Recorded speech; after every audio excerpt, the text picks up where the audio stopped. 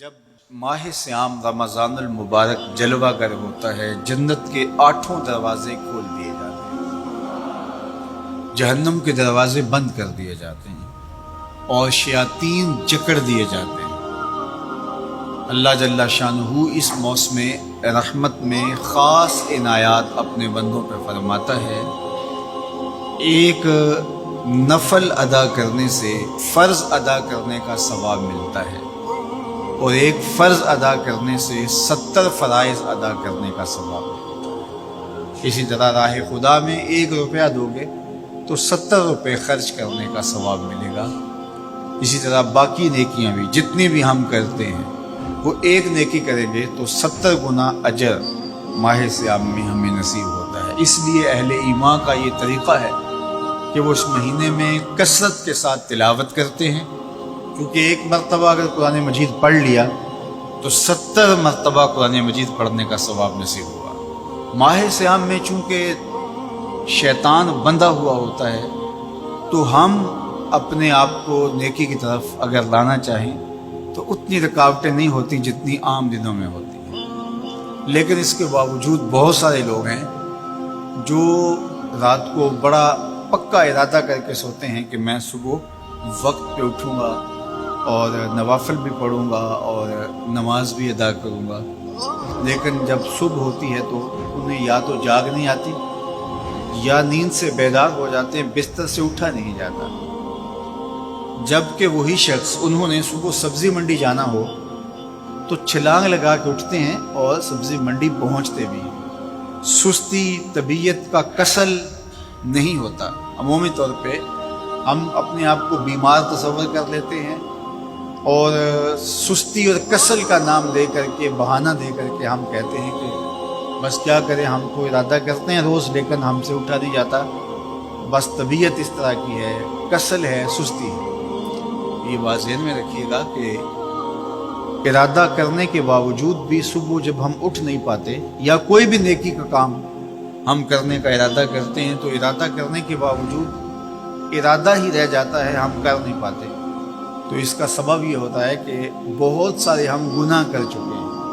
اور ان گناہوں کی وجہ سے ہم نیکی کی توفیق نہیں پاتے۔ حضرت حسن بصری رضی اللہ تعالی عنہ نے یہی وجہ اس کی بیان فرمائی ہے۔ تو اس کا بہترین طریقہ یہ ہے کہ توبہ کی جائے اور توبہ بھی سچے دل سے کی جائے، رو رو کے اللہ سے گناہوں کی معافی مانگی جائے، اور سچے دل سے جب توبہ کی جائے تو پھر سارے گناہ نہ صرف مٹا دیے جاتے ہیں بلکہ ان کو بدل کے نیکیوں میں تبدیل کر دیا جاتا ہے۔ تو ماہ سیام کے اندر پختہ عزم کریں اور اس عزم کو عمل کی شکل دینے کے لیے سچی توبہ کریں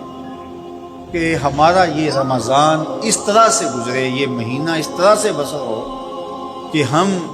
اس مہینے میں اللہ تعالیٰ کی قربت حاصل کر لیں، ہم گناہوں سے پاک ہو جائیں اور ہم جو ثمرات ہیں، جو فوائد ہیں اس مہینے کے، وہ ہم سمیٹ سکیں۔ تو یہ وہ مہینہ ہے جس کے انتظار میں میرے اور آپ کے آقا و مولا اپنی آنکھیں لگائے ہوتے تھے اور دن گن گن کے وقت گزارتے تھے کہ ماہ سیام آ رہا ہے۔ تو اس مہینے کا عزت کے ساتھ، تکریم کے ساتھ، اعزاز کے ساتھ استقبال کرو اور اس کو پلکوں پہ بٹھاؤ، اس کو دل پہ بٹھاؤ۔ اس مہینے کی تکریم یہ ہے کہ اس میں ہر برا کام چھوڑ دیا جائے۔ اگر کوئی شخص برا کام نہیں چھوڑتا اور روزے رکھتا ہے تو میرے اور آپ کے آقا و مولا کا ایک فرمان سن لیجیے، من لم یدع قول الزور والعمل بہ فلیس للہ حاجۃ فی ان یدع طعامہ و شرابہ۔